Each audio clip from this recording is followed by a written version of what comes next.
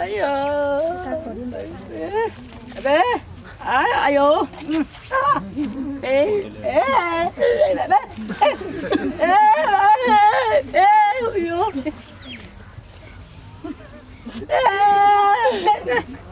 ठीक बा फोटो ले लो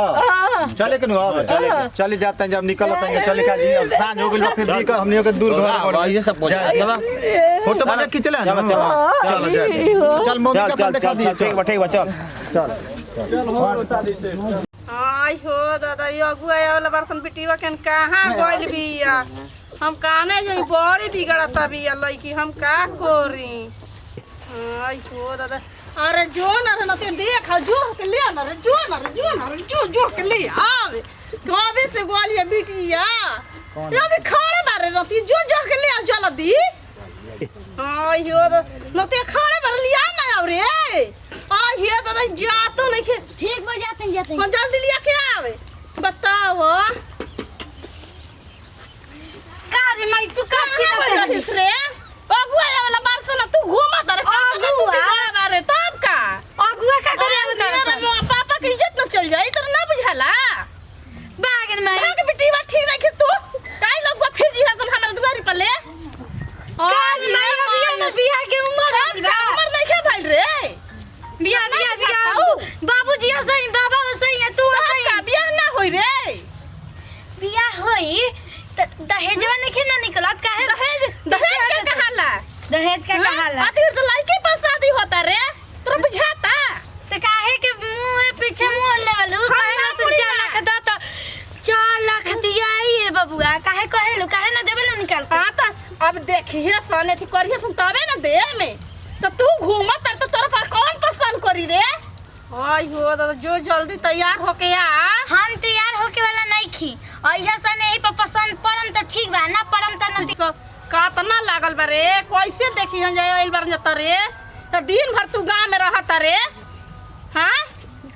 का जल्दी अखनी ले बाहर कर बोला बहन दे बाहर ओई गांव में रहे हां बाहर न तो कैसे देखी आसमान ले बा धर जल्दी बाहर जल्दी बाहर के कहां से विपत आवत हो लो जाओ तेरा सान ढूस के जल्दी बाहर अभी भाषण चिल्लाते भाई से बाहर ते ना भाई भाषण दिला तने बाहर जल्दी बाहर अच्छा कैसे बाहर आला निहुर के बाहर गाय के जो सानी गोते दे हम गाय के काहे गोता रे तोहनी के बात से गाय के सानी गोता आवे ई सब हानि करा त तोहनी के काहे के पसले रही रे मैया के दिन काय को माई पैदा कोले रखे या के बोरा करत रहे हां जल्दी बाहर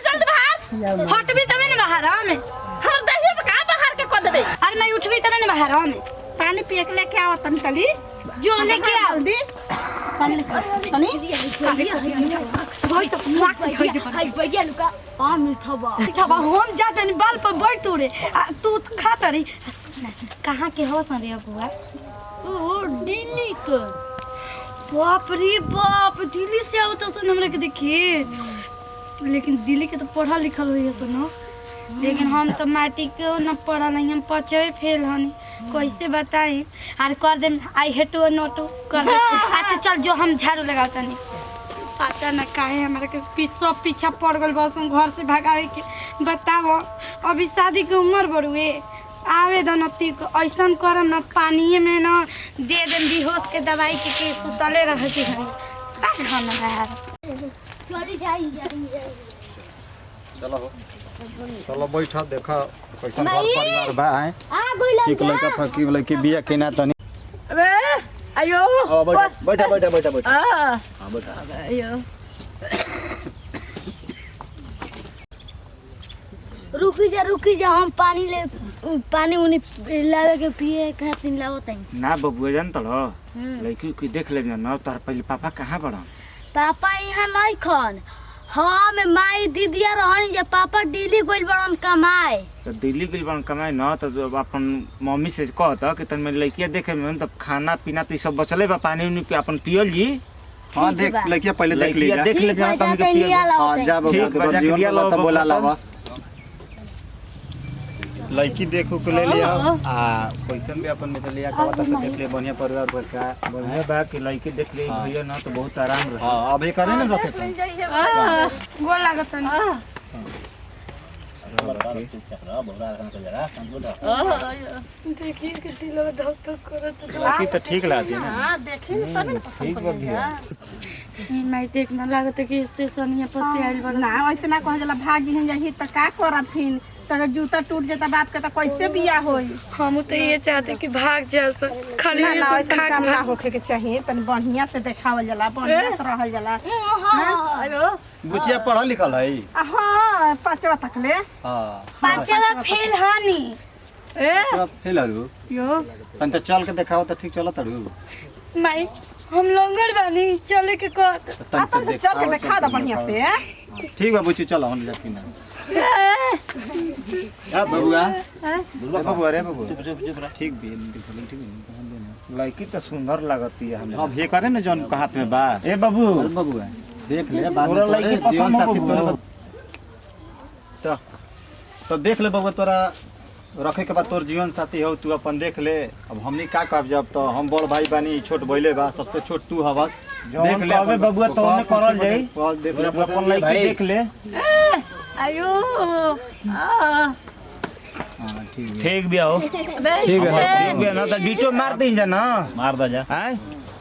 डीटो मार देता जा अपन खाना पीना तो जगह पर बा। ठीक बा जी हमनी के लड़की पसंद भी है ठीक नो। अब पढ़ल वाली पांचवा में कतल पांच के फेले बन तब का कइल जा जुगवे उहे के लेकी के पढ़ावत लइका के कोई। और इधर सबके बता दे तनी का से कि हमर गोड़वा से तनी दिक्कत बहुए खड़ा ना हो खल जाला कहनी है ना कि हम तनी घर के काम उम ना करी ना इहो तनी दिक्कत बड़ुए आ पढ़ल तो हल ही ना हनी आई थेपे एगो लगाई ना चली जाए दू चली हमर बबुआ के पसंद बा नो सौदा पसंद और बबुआ के चली हम ना करबो ठेप लगायो कहतिया लाइक चलो देखा तहरे रख ठीक बा कोनो दिक्कत नहीं कर लड़की इतना सुंदर बिया रखा था भाई अबे आई ये लगन में पार कर दिया। बबुआ शांत रहो शांत रह बुरबक जा जो चुप ठीक भौजाई ठीक हो भौजाई ठीक हो चल ये लगन में शादी कर दे यार बात देख का? के भगावे के कोशिश करते नहीं कि चप्पल ना ले आवत भगावल जाला और बढ़िया से देखा लियला तो तू भगावे ना बुची ना घबराई जाला। तू तो भगावे के सोचते बारिश लेकिन हमार मनवा नहीं के प्यार करे के सोचला इसके दिलवा में कुछ और हो सकेला बात ना बच्ची घबराए के ना बिया से ना एक दिन बिया सबके होखई के बा आज ये करो लड़की होखे आज ना काम तो करिए ना दे में कभी कभी हमारा अखिया फरकेला कुछ ना ठीक बा हमनी के चली ठीक हमनी के पसंद बाड़ू ठीक नो हमनी के पसंद बाड़ू हमनी के शादी करत है। हाय तनी तनी पैरवा से ना चलल जाला अच्छा तो चलो वही नहीं उतना चलिए ठीक बोलो सब हमनी ऊपर से नहीं बाड़ी चली लड़की हमनी के पसंद बिया कोनो दिक्कत नहीं के हमनी के बियाह करब जा। हां ठीक गरीब के लड़की भी हमनी के उठा ले जा कोनो दिक्कत नहीं के ठीक नो चली मंदिर में फिर एक बार देखावे कोई तो घर पर कहिया से हमारे कोनो कहिया से औरत तो हम देखा दे। भैया जानत रह हां दानो दहेज खातिर कुछ ना कहल जा तो अब औरत जैसे का बबू बतिया वाली बताओ तो औरत जात से बतिया जे तो कुछ तो कह देवे के चाहिए ना दानो का तो दहेज खातिर बतिया कुछ कहे के मैंने चाहिए का ना। बेचारे वजह से बतिया गरीब के लड़की बबू उठा ले लड़की हमरा अच्छा तो पसंद बबुआ बिया से पूछ लिया उनकर मम्मी से कि का दिहन का करीहन दान दहेज के बतियावे के बा न बतिया लिए का करे के बोल ठीक बात है चलिए पापा ले बात करा दिया ठीक हमनी के मंदिर में देख ले जा जौन ऐसा होई तैसन हमनी के आगे दी आगे जाई जा फिर बाद में फोन से बात होई ठीक बानी जा दलान में बैठल बन जा तो मैंने पापा से अपन बात करा दो हां लड़की ठीक है चलो आयो अबे आयो ए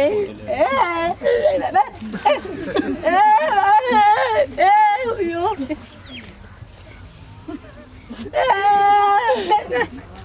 ठीक बा फोटो ले लो चले के नु अब चले जाते हैं जब निकलते हैं चले का जी अब सांझ हो गइल फिर दी का हमनी के दूर घर पड़ ये सब चलो फोटो बना के चले चलो जा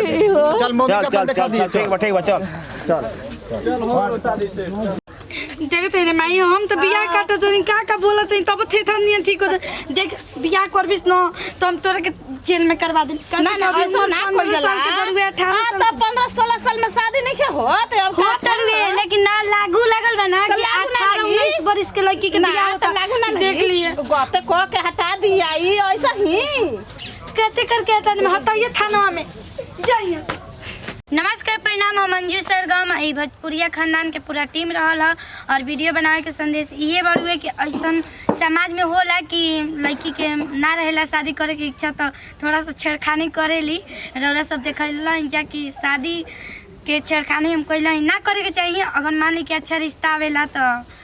ऐसा गलत काम ना करे के चाहिए। माई बाप के इज्जत के पकड़ी के लाज रखे के चाहिए। और हाँ, माई बाप के सोचे के चाहिए कि कम उम्र में आज के डेट में समाज में ऐसा होता कि 15-16 साल के लड़की के शादी हो जाता। ये गलत बड़ुआ 18-19 वर्ष के लड़की हो जाती तभी शादी करी जा, कैसे कि फांसी के सूली मत चढ़ाएंगे। अगर वीडियो अच्छा लगी तो दिल से लाइक करी, शेयर करी और कमेंट बॉक्स में जरूर लिख के बताएं कि ये वीडियो हमने कैसा लागला। हाँ।